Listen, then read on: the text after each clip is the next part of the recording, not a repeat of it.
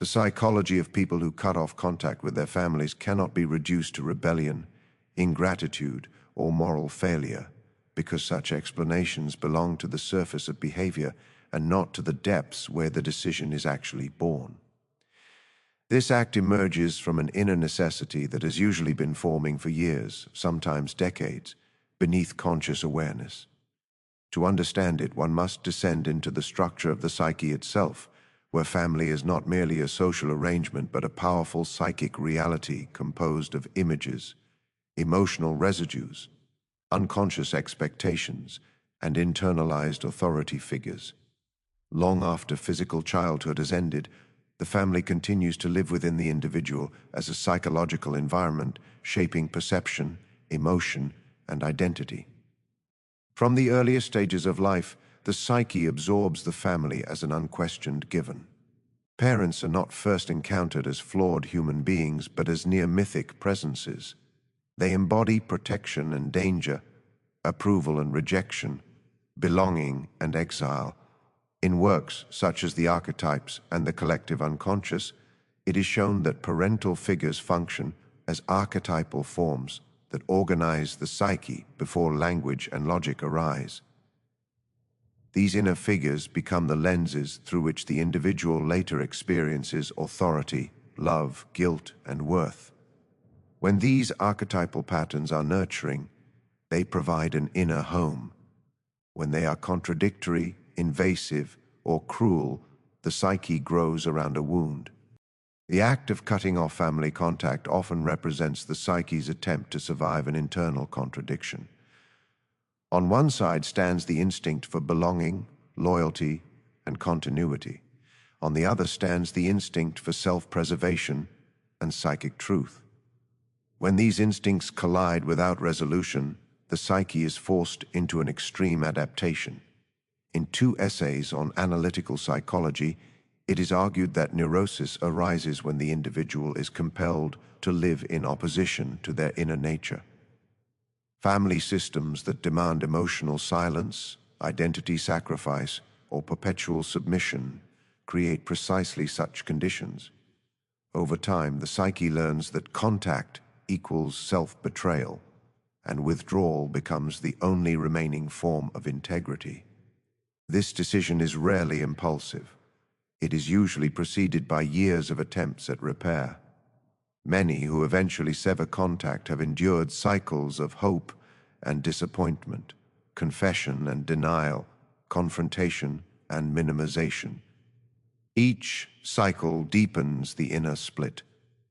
The conscious mind may still long for reconciliation, but the unconscious begins to associate family with danger, shame, or annihilation. What cannot be expressed outwardly accumulates inwardly. In the relations between the ego and the unconscious, it is observed that suppressed psychic material does not dissolve, it gains autonomy. Anger becomes depression, grief becomes numbness, fear becomes chronic vigilance. At a certain threshold, the psyche chooses distance as a last defense. The concept of the shadow is essential here. The shadow contains those aspects of the personality that were unacceptable in the original family environment, and therefore repressed. In rigid or emotionally unsafe families, children often learn that anger is forbidden, vulnerability is weakness, individuality is betrayal, and truth is dangerous. These rejected parts do not disappear. They sink into the unconscious and grow darker through neglect. In Ion, it is emphasized that the more completely the shadow is denied, the more destructive it becomes. Cutting off contact can be an unconscious attempt to stop the endless reactivation of this shadow and to finally face it without constant provocation. Other psychological traditions converge on this insight. Family systems theory, particularly in the work of Murray Bowen, describes emotional cutoff as a response to chronic fusion and unresolved anxiety. When a family cannot tolerate differentiation, individuality is experienced as a threat to the system. The person who attempts to define themselves becomes the identified problem. Emotional cutoff is then not a failure of love, but a failure of the system to adapt. The psyche chooses distance because closeness has become synonymous with suffocation.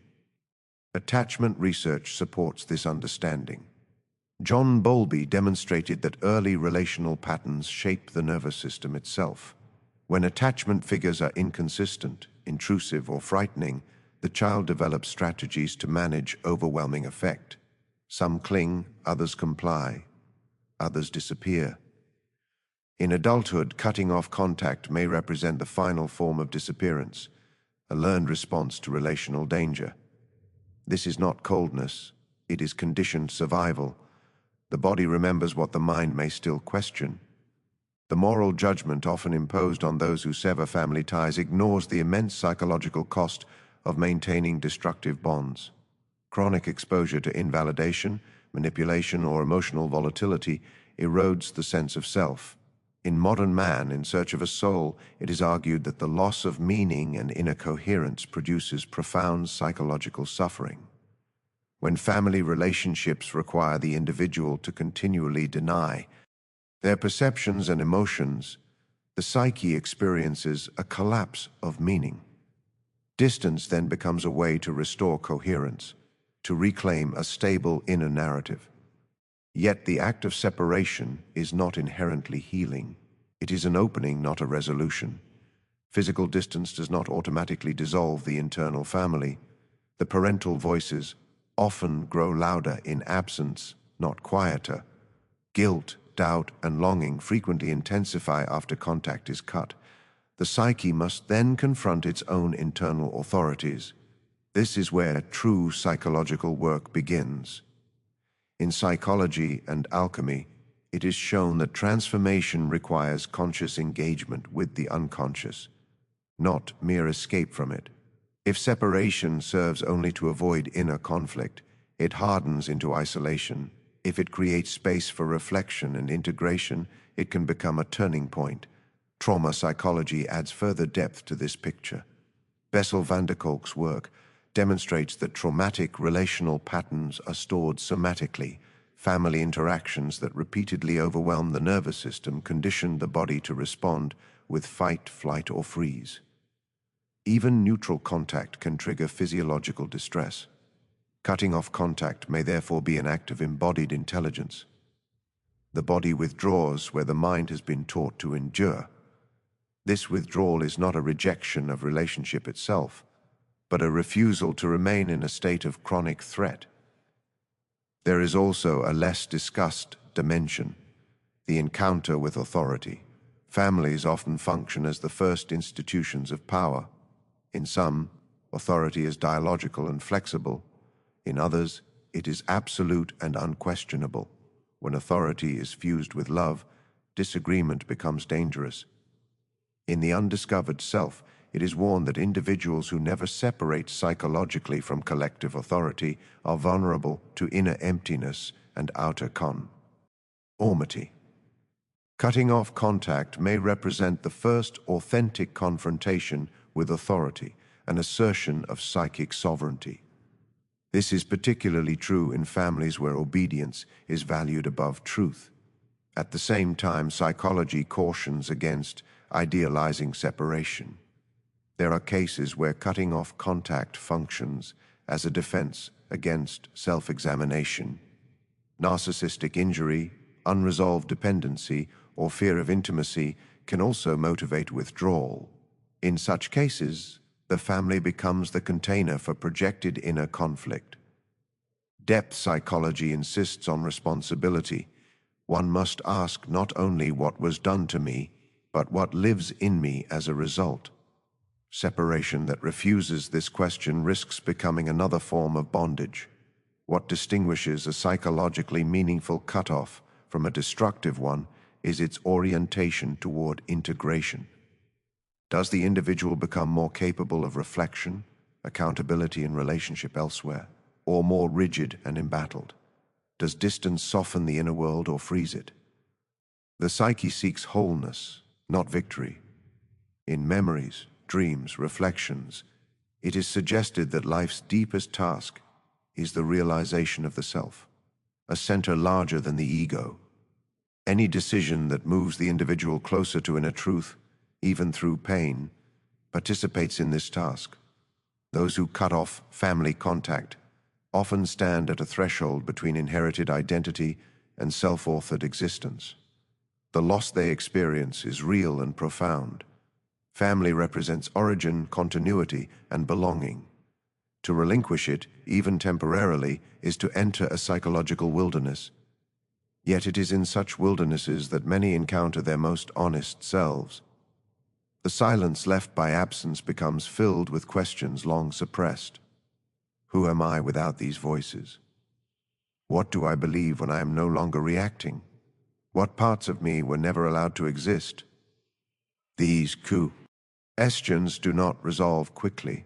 They unfold slowly, often painfully, reshaping the psyche from within. The individual begins to recognize that family was not only something they had, but something they carried. To transform that inner family, to differentiate the nurturing from the destructive, the real from the projected, the past from the present, is the deeper work that separation makes possible. And it is here, in this ongoing confrontation between memory and becoming, that the psychology of cutting off contact reveals itself not as an end, but as a moment suspended in a much longer process of psychic reorganization, a process that continues to unfold long after the outer ties have been severed, pressing the individual forward into regions of the psyche where inherited patterns loosen their grip and new forms of relation begin to struggle into consciousness, not yet clear, not yet settled, but already demanding to be lived. In these regions of the psyche where old structures dissolve and new ones have not yet fully formed, the individual often encounters a profound loneliness that cannot be explained by social isolation alone. This loneliness is existential, arising from the loss of familiar psychic landmarks. The family once provided a shared language of meaning, even if that language was distorted or painful. When contact is severed, that language collapses, and the psyche must learn to speak to itself in a new way. This process is disorienting because the unconscious resists sudden change. It clings to the known, even when the known is destructive. Thus, the individual may find themselves oscillating between relief and grief, freedom and longing, clarity and confusion. The unconscious mind does not operate according to moral logic, but according to symbolic truth.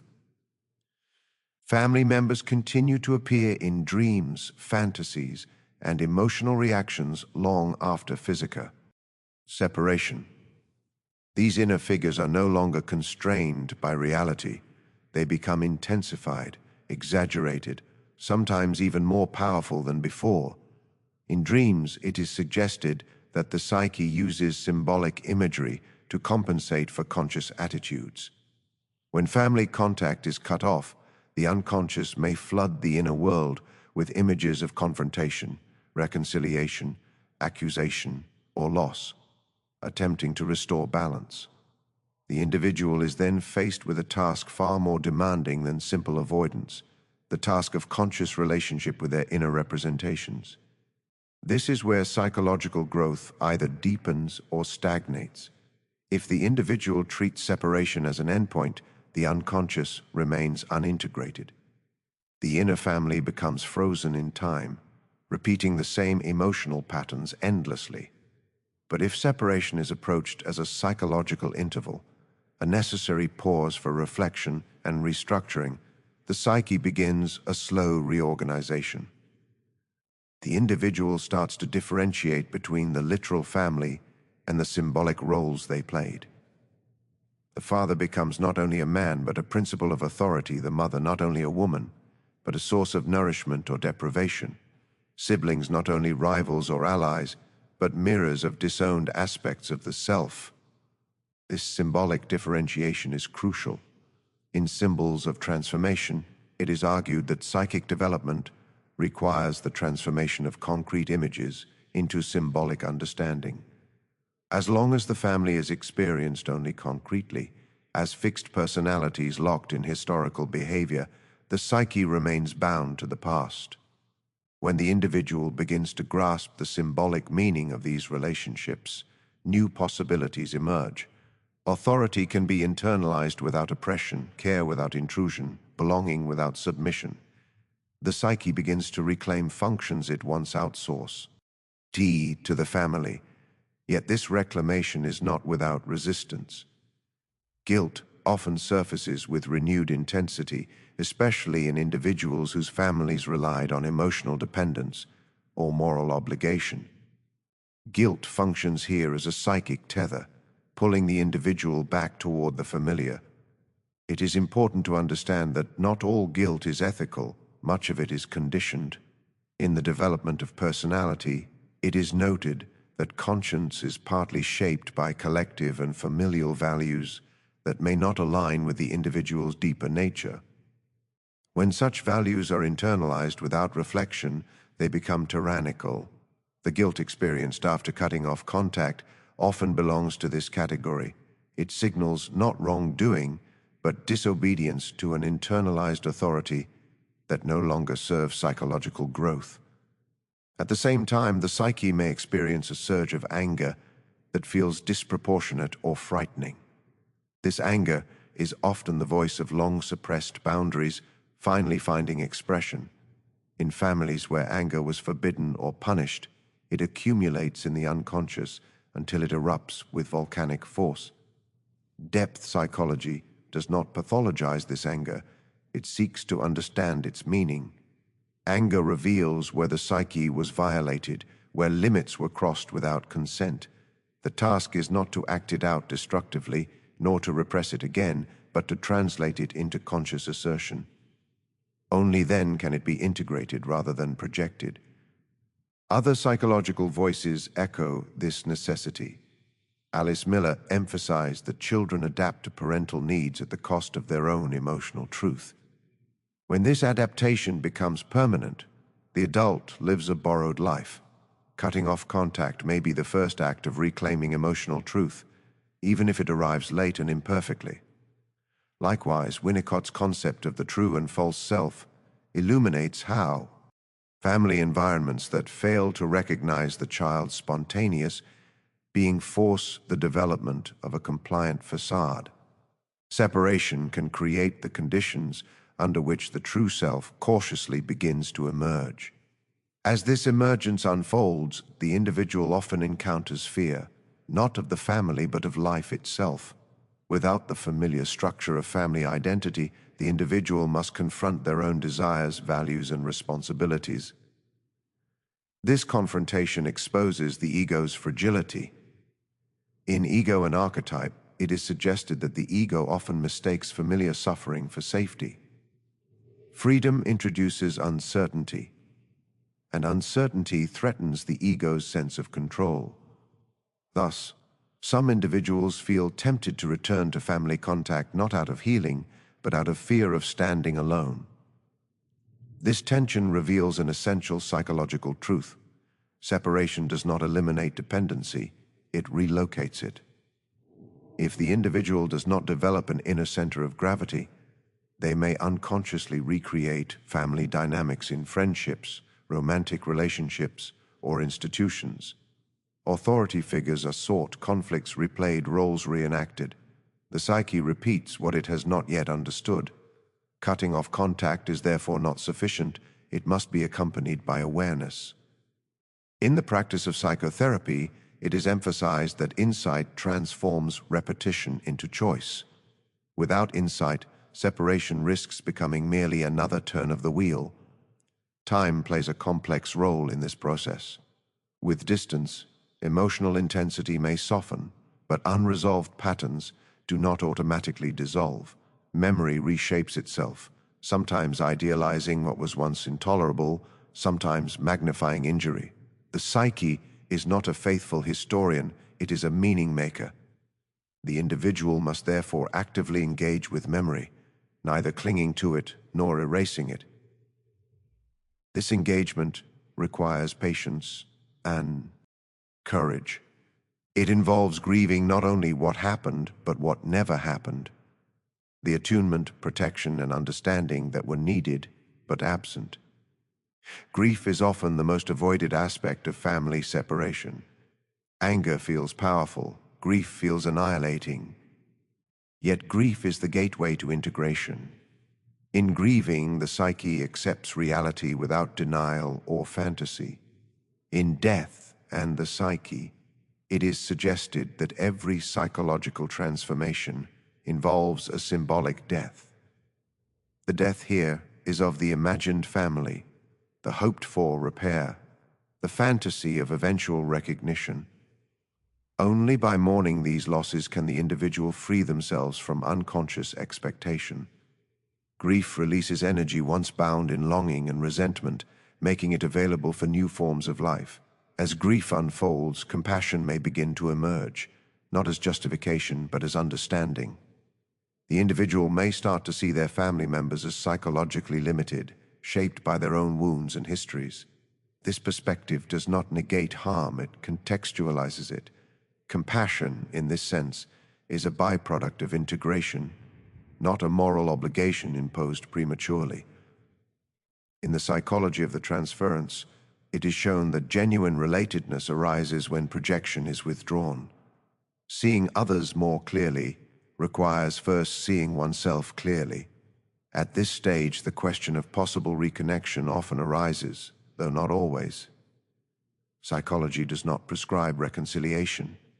It examines readiness. Reconnection without transformation simply reactivates old patterns. If the inner family has not been differentiated, outer contact reopens the same wounds. For some, permanent distance remains the healthiest option. For others, limited or redefined contact becomes possible. What matters is not the form of relationship, but its psychological truthfulness. Any contact that demands self-erasure is a regression, regardless of cultural expectation. There is also a collective dimension to this phenomenon. Modern societies place contradictory demands on individuals, radical independence alongside idealized family loyalty. When families fail, individuals are often left without cultural rituals to legitimize separation. This lack of symbolic recognition intensifies inner conflict. In Civilization in Transition, it is argued that unresolved collective tensions manifest as individual neuroses. The stigma surrounding family cutoff reflects a collective inability to confront familial dysfunction honestly. Individuals carry this burden privately, often mistaking a systemic problem for personal failure. As the psyche continues its work, identity gradually reorganizes around values chosen rather than inherited. This reorganization is slow and uneven. Old reflexes coexist with new insights. The individual may notice increased capacity for solitude, deeper self-trust, and more authentic relationships. These changes signal that separation has begun to serve its deeper purpose. The psyche is no longer defined primarily by reaction, it begins to act from intention. In the structure and dynamics of the psyche, it is noted that individuation does not eliminate conflict, it changes one's relationship to it. Yet even here, the work is not complete. The family remains one of the most powerful psychic constellations, capable of reactivating unconscious material at any stage of life. Anniversaries, illness, aging, and death can reopen unresolved layers. The individual must remain attentive, willing to re-examine their stance as circumstances change. Psychological maturity does not mean certainty, it means responsiveness to inner truth as it evolves. Ultimately, the psychology of those who cut off contact with their families reveals a central fact about the human psyche: it cannot thrive on false relations.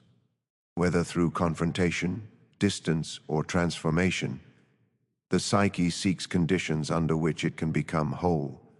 Family, as the first mirror of the self, holds immense power either to support or to distort this becoming. When distortion becomes chronic and unaddressed, separation may arise not as an act of destruction, but as a demand for psychic honesty. This demand does not announce itself loudly. It often whispers through fatigue, anxiety, depression, and numbness long before decisive action is taken. The psyche signals its limits gradually, patiently, until it can no longer be ignored. Cutting off contact is then not the beginning of the story, but the moment when the inner story finally breaks into outer life. What follows is not resolution, but responsibility. The responsibility to engage the unconscious, to integrate the shadow, to mourn honestly, and to construct a life that no longer depends on denial. And so, the individual moves forward, carrying both loss and possibility, aware that the family they left behind still lives within them, not as a tyrant to be obeyed, nor an enemy to be destroyed, but as a psychological reality to be understood, transformed, and slowly woven into a larger, more conscious pattern of being, a pattern that continues to unfold as long as the psyche remains willing to listen to what it has endured and to what it is still asking to become. In this ongoing unfolding, the individual often begins to recognize that the severing of family contact was not merely a reaction to external circumstances, but an encounter with an inner threshold that had long been avoided. This threshold marks the point at which inherited psychological structures can no longer contain the complexity of lived experience. The psyche demands reorganization, and such reorganization is never gentle. It dismantles assumptions that once provided orientation, even if that orientation was painful. What collapses is not only the image of the family, but the image of oneself that was formed in response to it. At this stage, the person may notice a subtle but persistent shift in perception. Situations that once triggered immediate fear or compliance now provoke reflection. Emotional reactions slow down, becoming less automatic. This does not indicate detachment, but differentiation. The psyche is learning to distinguish past from present, inner image from outer reality. In earlier writings on psychological development, it is suggested that maturity involves precisely this capacity to experience emotion without being possessed by it. The individual who has cut off contact often enters this phase tentatively, unsure whether their newfound distance will hold or collapse under pressure. The unconscious, however, does not relinquish its contents easily. Old complexes remain active, waiting for conditions that allow them to reassert themselves. A chance encounter, a message, a third-party comment can suddenly reactivate dormant patterns. The body responds before thought intervenes. Anxiety rises, anger flares, guilt returns. These moments are not failures, they are revelations. They show where the work is unfinished. In complexes and the unconscious, it is observed that complexes behave like autonomous personalities within the psyche. Family-related complexes are among the most tenacious because they are tied to survival and attachment. Awareness does not dissolve them instantly, but it alters the relationship to them. As awareness deepens, the individual may begin to sense a tension between individuality and connection that extends beyond the family into all relationships. The question emerges quietly but persistently: how close can I be without losing myself, and how separate can I be without becoming isolate? This question lies at the heart of human psychology. The family was the first arena in which it was negotiated, often unsuccessfully. Cutting off contact forces the question into consciousness. The psyche can no longer rely on inherited scripts. It must author its own responses. In this process, the individual often confronts an unexpected fear of intimacy. Having learned that closeness entails intrusion or erasure, the psyche remains cautious even in safer relationships. Distance becomes habitual, autonomy guarded fiercely. This protective stance is understandable, but it carries its own cost. The psyche seeks relatedness as deeply as it seeks autonomy. In the psychology of the child archetype, it is noted that development requires both separation and return, differentiation and reconnection. Without the possibility of return, separation hardens into exile. The challenge lies in learning new forms of connection that do not replicate the old. This learning is slow because it requires the psyche to tolerate vulnerability without guarantees. In the family of origin, vulnerability may have been punished or exploited. Trust, once broken early, is not easily restored. Yet the psyche continues to long for recognition. This longing may surface in idealized relationships, intense attachments, or repeated disappointment. The unconscious tests whether a different outcome is possible. Each test reveals both the persistence of hope and the depth of fear. At this point, the individual may begin to understand that the family they cut off contact with was not merely a group of people, but a psychological matrix that shaped their expectations of life itself. Authority, love, conflict, and reconciliation were all modeled there, often imperfectly. To outgrow the family psychologically is to revise these models. This revision is not achieved through argument, but through lived experience and reflection. In On the Nature of the Psyche, it is suggested that psychic change occurs through the gradual repatterning of experience. New experiences must be repeated, reflected upon, and integrated before they can counterbalance old ones. As this repatterning progresses, the individual may experience moments of unexpected peace. These moments are often quiet and easily overlooked. They appear not as triumphs but as absences, the absence of dread before making a decision, the absence of compulsion to explain oneself, the absence of inner accusation. Such absences signal that certain inner conflicts have loosened their grip. The psyche has reclaimed some of its energy from defensive vigilance and can now invest it elsewhere. However, peace is rarely continuous. It is interrupted by doubt, particularly when cultural or familial narratives resurface. The idea that family is unconditional, that separation is failure, that endurance equals virtue, these narratives exert a powerful influence. They speak with the voice of collective morality, which often overrides individual psychological truth. In the conflict of the individual and the collective, it is argued that individuation inevitably brings the individual into tension with collective norms. This tension is not pathological, it is developmental. Yet it is experienced as guilt because the psyche is still partially identified with collective expectations. This guilt often masks a deeper fear, the fear of being alone with one's own life. Family, even dysfunctional family, offers a pre-existing identity. Roles are assigned, expectations known. To step outside this structure is to face the open field of possibility, where failure and success belong solely to oneself. The psyche may waver here, tempted to retreat into familiar suffering rather than risk unfamiliar freedom. Such wavering does not negate the necessity of separation. It underscores its cost. As time passes, the individual may begin to recognize that their anger toward the family has shifted. What was once sharp and immediate becomes more diffuse, sometimes replaced by sadness or indifference. This shift can be disorienting. Anger provided clarity and energy. Its softening may feel like loss of resolve. Yet psychologically, this transformation often indicates integration. The shadow has been partially acknowledged, its energy no longer required to defend against constant intrusion. In the integration of the personality, it is suggested that emotions change form as they are assimilated into consciousness. They do not disappear, they evolve. Indifference, when it appears, is frequently misunderstood.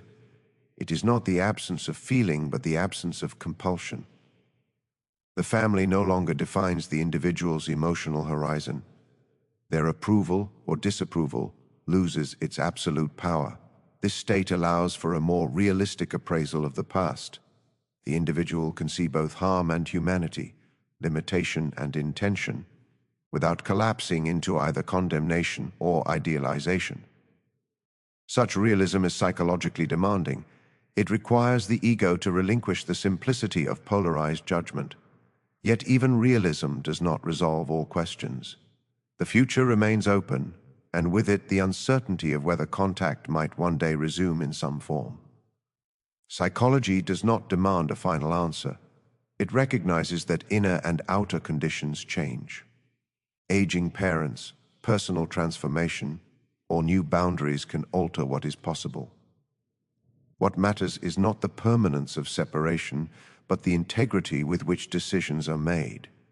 Integrity here means alignment between conscious values and unconscious truth. This alignment is fragile.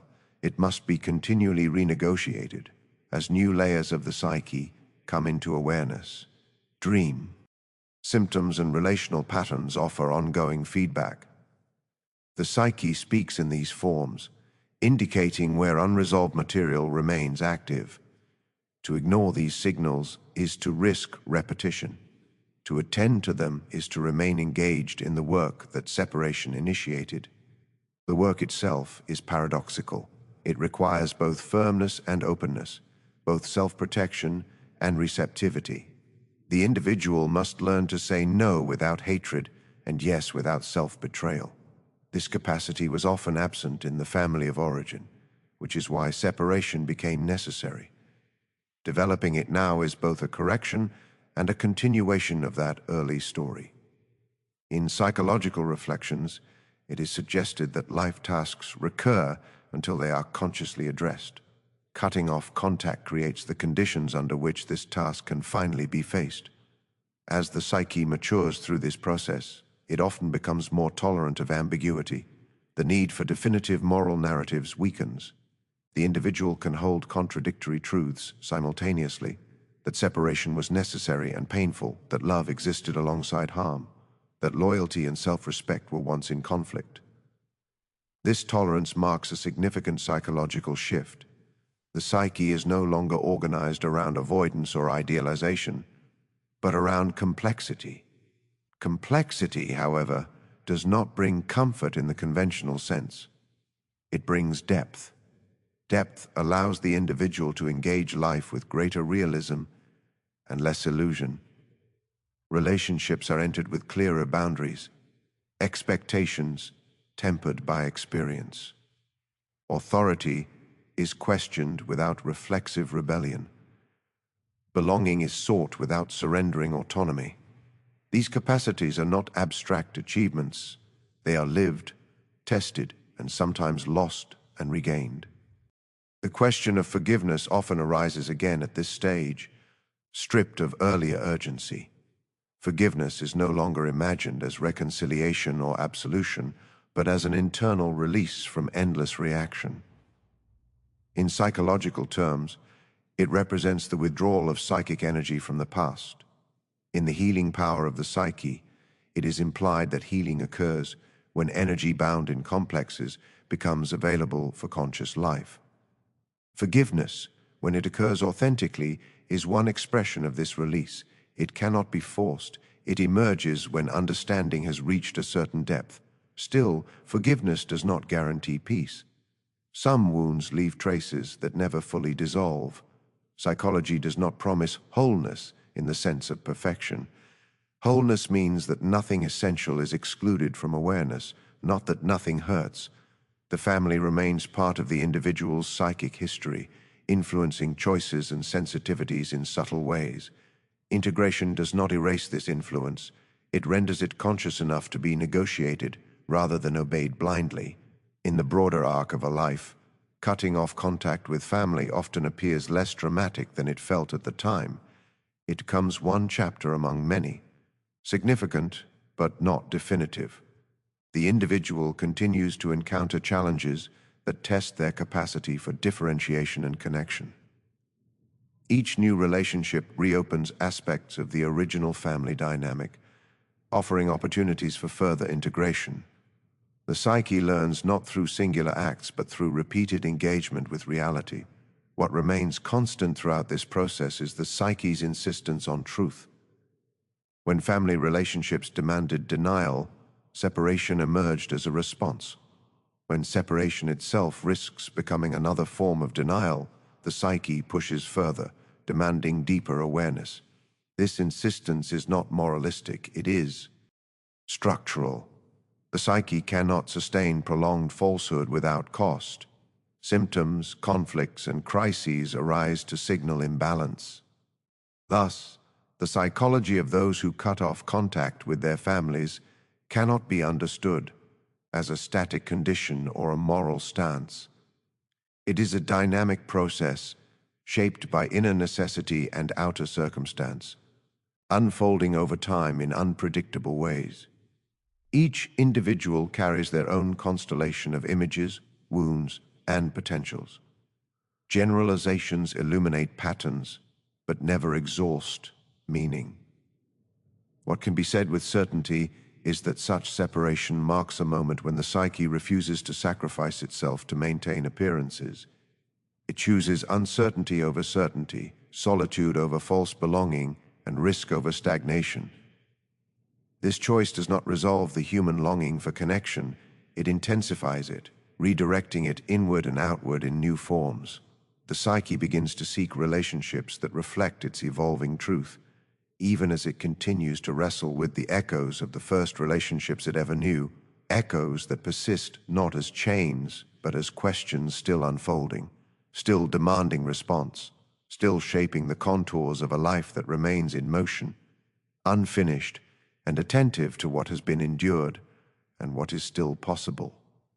In the end, the psychology of those who cut off contact with their families confronts us with an uncomfortable but necessary truth.